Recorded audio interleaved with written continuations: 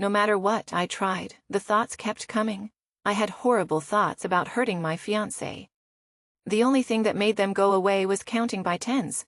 I knew I unplugged my curling iron every morning. I was positive I did. But as soon as I got out the door, the thoughts started. Thoughts that I left it on and that it would start a fire. I had to go back and check again and again. My apartment building has a speed bump on the way out. Every time I drove over it, I was terrified. I ran someone over. I had to turn around, get out and check. I never got out of my parking lot. Every public surface I touched felt full of germs. The only way I'd feel better was to wash my hands. I did it 20 times a day. Sometimes even more.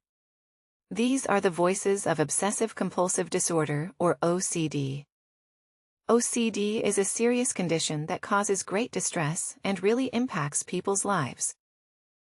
People become overwhelmed by their thoughts and anxiety and feel like hostages to the rituals that help take away that anxiety. I know one of these voices is mine. People with OCD experience obsessions, which are specific thoughts that are intense and intrusive. People don't choose to have them, and they're often very distressing obsessions, make it hard to concentrate or get anything done. A lot of times these thoughts are about germs or safety, but they could be about anything really. In my case, it was my curling iron. If you asked me, I would tell you, I know I unplugged it. I remember doing it. But the thoughts that I didn't were so strong telling me I left it on.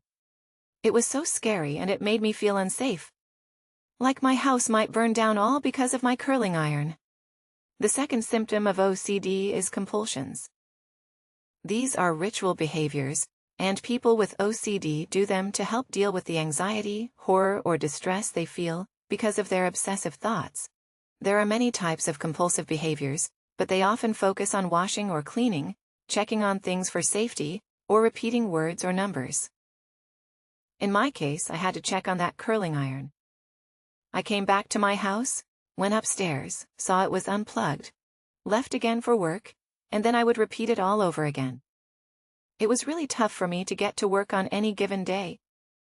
I knew I didn't need to do this at all, but it felt totally out of control. There's good news, OCD is treatable. Several types of treatment are effective, and people with OCD can overcome their obsessive thoughts and ritual behaviors that have controlled their lives. Cognitive behavioral therapy, or CBT, is the most effective treatment in CAPTAIN. People work hard to challenge their thoughts and change the behaviors that follow. There is a specific type of CBT that is used just for those of us with OCD. It's called exposure and response prevention, or ERP, and it works to help us delay or resist ritual compulsions and cope with the resulting anxiety in a different manner. Over time, the anxiety becomes less disruptive and can even disappear. In addition, many people find relief from a specific medication that helps with getting those obsessive thoughts under control. Several SRIs are used with OCD, and they really make a difference for a lot of people. A combination of ERP and medication is often the best choice for many people. It was for me. The medication took the edge off my anxiety, and my thoughts about the curling iron got a lot less distressing in therapy. I learned how to postpone going back to check on it. It was so hard at first. But my therapist guided me in doing this, and I learned to get through the anxiety. Eventually, I proved to myself I could do it. Obsessive-compulsive disorder really changes people's lives, often causing them to feel like the disturbing thoughts and rituals have power over them. But with evidence-based treatment, it doesn't have to be that way. People can learn to challenge their thoughts and manage their behavior.